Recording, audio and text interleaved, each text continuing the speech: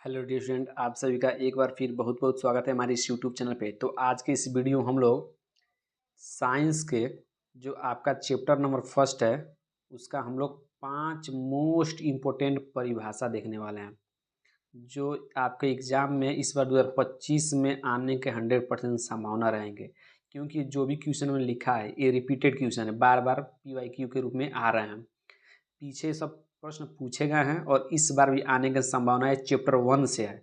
Chapter 1 के 5 most important हमने प्रश्न लिया है। ठीक है, ये प्रश्न दो तरह से पूछ सकता है, या तो डायरेक्ट कह देगा कि परिभाषा लिखिए, या बोल देगा कि इस पर क्या लिखिए, टिप्पणी लिखिए। ठीक है, चलिए क्वेश्चन दिखाते तो उसके बाद आपको समझ में आएगा। ठीक है ना, चलिए आप पहला प्रश्न देखिए। पहला प्रश्न कह रहा है कि ऑक्सीकरण अभिक्रिया को उदाहरण सहित समझाइए। ये मोस्ट इंपोर्टेंट प्रश्न है बाबू। ऑक्सीकरण अभिक्रिया ये चैप्टर 1 का है। ठीक है, ऑक्सीकरण अभिक्रिया को उदाहरण सहित क्या करना है, आपको समझाना है। ठीक है, तो कैसे समझाना देखिए बाबू। या तो इस तरह प्रश्न आ जाएगा कि ऑक्सीकरण अभिक्रिया पर टिप्पणी लिखिए। ठीक, या तो डायरेक्ट कह देगा कि उदाहरण सहित परिभाषा लिखिए। ठीक, चलिए देखिए, आपको हमने इसको आसान भाषा में एकदम लिखा है, मात्र 2 से 3 लाइन याद करना, आपका आंसर आ जाएगा। ठीक है, देखिए एकदम आसान भाषा में हमने लिखा है। ठीक है, क्या बोलना है आपको कि जब किसी अभिक्रिया में किसी तत्व या यौगिक के साथ ऑक्सीजन का संयोजन मतलब ऑक्सीजन जुड़ता है। मान लीजिए कोई अभिक्रिया हो रही है, ठीक है ना, मान लीजिए कार्बन है, इसके साथ ऑक्सीजन क्या कर रहा है, जुड़ रहा है। ठीक ना, तो जब भी ऑक्सीजन के साथ संयोजन होता है, क्या होता है, ऑक्सीजन किसी अभिक्रिया में जुटता है या हाइड्रोजन बाहर निकलता है। ठीक है, तो ऐसी अभिक्रिया कहलाती है, ऑक्सीकरण अभिक्रिया कहलाती है। मतलब ऐसी अभिक्रिया जिसमें ऑक्सीजन का योग हो या हाइड्रोजन का क्या हो, त्याग हो, तो ऐसी अभिक्रिया कहलाती है, ऑक्सीकरण अभिक्रिया कहलाती है। ठीक है, ऑक्सीजन निकले और हाइड्रोजन क्या होगा, सॉरी ऑक्सीजन जुड़े और हाइड्रोजन बाहर निकले, दोनों में से कोई एक हो। ठीक है, तो उसे क्या कहेंगे, ऑक्सीकरण अभिक्रिया कहते हैं। ठीक है, चलिए उदाहरण सहित क्या है, तो उदाहरण दिखा आपको दिखाते हैं। देखिए जिस मान लिया उदाहरण लिया है, ये होगा सी से कार्बन प्लस O2 मतलब ऑक्सीजन। इस अभिक्रिया में क्या हो रहा है, इस अभिक्रिया में क्या हो रहा है कि ऑक्सीजन क्या हो रहा है, जुड़ रहा है। देखिए C प्लस O2 क्या बन रहा है, कार्बन डाइऑक्साइड, मतलब ऑक्सीजन क्या, देखिए जुट गया, कार्बन डाइऑक्साइड बन गया, ऑक्सीजन जुट गया ना। तो ये नहीं बोला है कि ऑक्सीजन का संयोजन हो, मतलब ऑक्सीजन जुड़े और हाइड्रोजन बाहर निकले। ठीक है, तो यहाँ पर बस ऑक्सीजन जुड़ा है। ठीक है, एक और उदाहरण देखिए समझने के लिए। देखिए यहाँ पे यस से क्या होता है, सल्फर। सल्फर में क्या जुड़ रहा है, ऑक्सीजन जुड़ रहा है, तो सल्फर डाइऑक्साइड बन रहा है। ठीक ना, तो फिर भी यहाँ देखिए ऑक्सीजन का योग हुआ कि नहीं हुआ है, तो जब भी ऑक्सीजन का योग होगा तो उसे ऑक्सीकरण अभिक्रिया कहेंगे। ठीक है, चलिए अब इस तरफ दूसरा प्रश्न देखते हैं। सभी प्रश्न एकदम आराम से समझिएगा और कॉपी पर जरूर नोट कीजिएगा। चैप्टर 1 के मोस्ट इंपोर्टेंट ये प्रश्न है। ठीक है, चलिए, और चैप्टर 1 से आप हो सके तो संतुलित करने वाले प्रश्न आते हैं। ठीक ना, संतुलित दिए गए रासायनिक समीकरण कीजिए, संतुलित कीजिए, तो भी आप लोग देख लो, भी हम करा देंगे। ठीक है, चलिए अब दूसरा प्रश्न करा है। दूसरा प्रश्न वेरी वेरी मोस्ट इंपोर्टेंट प्रश्न है, पहले से हमने लिख दिया है कि वेरी वेरी मोस्ट इंपोर्टेंट है। रिडॉक्स अभिक्रिया किसे कहते हैं, या ये भी आ जाएगा रिडॉक्स अभिक्रिया पर टिप्पणी लिखिए, इस तरह भी आ सकता है। ठीक है, तो प्रश्न किसी तरह से पूछ रहा था, बस आंसर उसका एक ही रहेगा जो हम लिखवा रहे हैं। ठीक है ना, एकदम 2 लाइन में लिखे, इसका एकदम याद हो जाएगा अभी जस्ट। ठीक ना, क्या लिखा है कि वह रासायनिक अभिक्रिया जिसमें एक अभिकारक का ऑक्सीकरण, ठीक है ना, तथा दूसरे अभिकारक का अपचयन होता है, उसे रिडॉक्स अभिक्रिया कहते हैं। ठीक है, ध्यान समझिए क्या है, कहने का मतलब है कि मान लीजिए कोई अभिक्रिया हो रही है। ठीक है, मान लीजिए कोई यहाँ पर A प्लस बी यहाँ बन रहा है C प्लस डी। ठीक है, बन रहा है। ठीक है, तो मान लीजिए इस अभिक्रिया में किसी अभिकारक का, मान लीजिए A का क्या हो रहा है, ऑक्सीकरण हो रहा है। ठीक है, और B का क्या हो रहा है, अपचयन हो रहा है, मतलब दोनों अभिक्रिया क्या हो, एक साथ हो, तो उसे क्या कहते हैं, रिडॉक्स अभिक्रिया कहते हैं। मतलब ऑक्सीकरण अभिक्रिया तथा अपचयन अभिक्रिया दोनों क्या हो, साथ हो, तो उसे क्या कहते हैं, रिडॉक्स अभिक्रिया कहते हैं। ठीक, इसको याद रखना है ना। चलिए अब देखिए, ये भी प्रश्न बहुत इंपॉर्टेंट है। अब अगला प्रश्न देखिए, अगला प्रश्न है, अगला प्रश्न कह रहा है कि जब लोहे की कील को कॉपर सल्फेट के विलयन में डुबाया जाता है तो विलयन का रंग नीला क्यों हो जाता है या बदल क्यों जाता है। ठीक ना, चलिए अब ध्यान समझिएगा, कहने का मतलब क्या है। कहने का मतलब है बाबू कि मान लीजिए हमने आपके सामने एक क्या ले लिया, एक बीकर ले लिया, चाहे बर्तन ले लिया। ठीक है, इसमें हमने क्या किया, एक बिलियन है। ठीक है, इसमें हमने एक बिलियन बिलियन रखा है। ठीक, किसका बिलियन है, कॉपर सल्फेट का। किसका बिलियन बाबू, CuSO4, कॉपर सल्फेट क्या है, बिलियन है।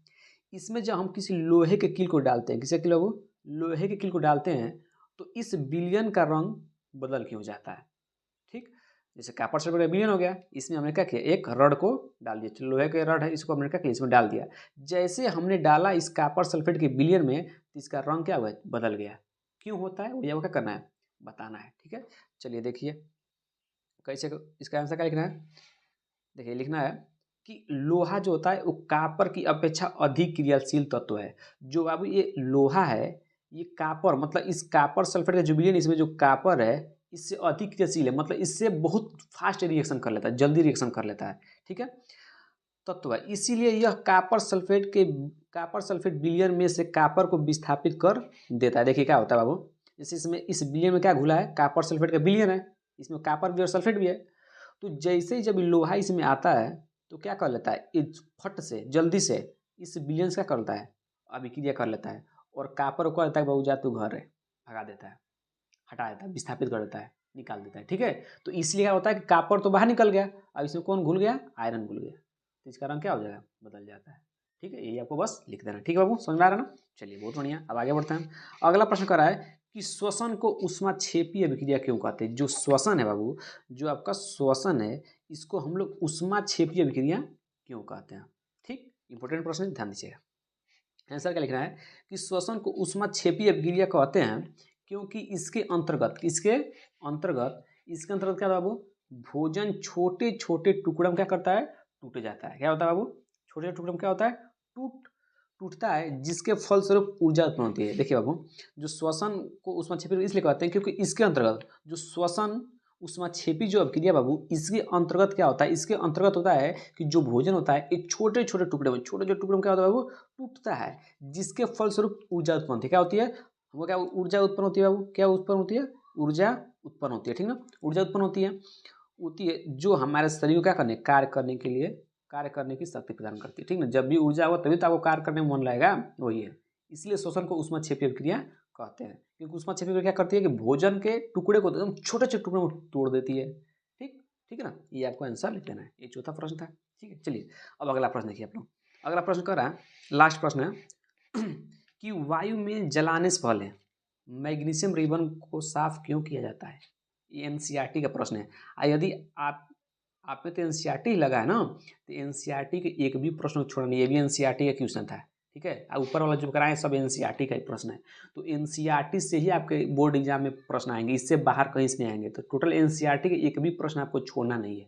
ठीक है, सब टोटल प्रश्न करना है। ठीक है, तो कह रहा है कि वायु में जलाने से पहले मैग्नीशियम रिबन को साफ क्यों किया जाता है। ठीक है, चलिए देखिए क्यों साफ किया जाता है। इसका आंसर क्या लिखना है कि मैग्नीशियम रिबन की सतह पर उपस्थित मैग्नीशियम ऑक्साइड की सतह को साफ करने के लिए दहन से पूर्व इसे रेगमाल से रगड़कर साफ किया जाता है। देखिए क्या होता है कि जो मैग्नीशियम का रिबन होता है, अपने मैग्नीशियम रिबन आपको मार्केट में मिल जाएंगे, जो रिबन होता है उसके सतह पर, मतलब उसके सतह पर क्या होता है, मान लीजिए मैग्नीशियम रिबन हो गया। ठीक है, इसके सतह पर, ऊपरी सतह पर क्या होता है, मैग्नीशियम ऑक्साइड का सतह पर मैग्नीशियम ऑक्साइड की क्या होती है, एक परत चढ़ जाती है। क्या चढ़ जाती है, वो परत चढ़ जाती है।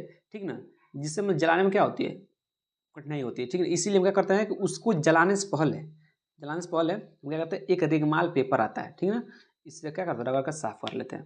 ठीक है ना, क्योंकि मैग्नीशियम ऑक्साइड जो होती है इसके ऊपर चढ़ जाती है, तो इसी को हम साफ करने के लिए क्या करते हैं, ठीक है, जलाने से क्या करते हैं, इसको रेगमाल पेपर क्या करते हैं, साफ करते हैं। ठीक है, ये अब क्या हो जाएगा, करने के लिए दहन से पूर्व, दहन मतलब क्या होता है, जलाने से पहले, दहन करने से पहले क्या करते हैं, उसे रेगमाल पेपर से क्या करते हैं, साफ करते हैं, क्योंकि क्या हो, मैग्नीशियम ऑक्साइड क्या हो, लेयर हट जाए। ठीक है, तो बस आपको इतना ही आंसर लिख देना है, पूरा फुल नंबर मिल जाएंगे। ठीक है, तो ये टोटल आपके कितने प्रश्न बाबू, ये टोटल आपके 5 प्रश्न हमने करा दिया है चैप्टर 1 से। बाकी जो भी और प्रश्न बचे होंगे हम करा देंगे। ठीक है, ये 5 प्रश्न आपको क्या करना है, लिख लेना है और क्या करना है, इसको एकदम अच्छा से याद कर लेना है। ठीक है ना, ये सभी इंपॉर्टेंट परिभाषाएं हैं, दो तरह से आ सकते हैं, या तो डायरेक्ट बोल देगा परिभाषा लिखिए, या कह देगा कि इस पर टिप्पणी लिखिए, तो आपको लिख देना है। ठीक है बाबू, कोई दिक्कत नहीं, होना भी नहीं चाहिए। चलिए मिलते हैं इस तरह अगले वीडियो।